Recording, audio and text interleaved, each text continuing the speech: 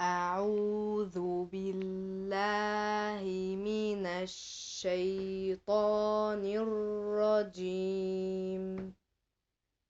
بسم الله الرحمن الرحيم. قل أعوذ برب الناس، ملك الناس،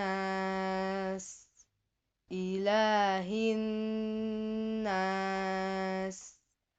من شر الوسواس الخناس،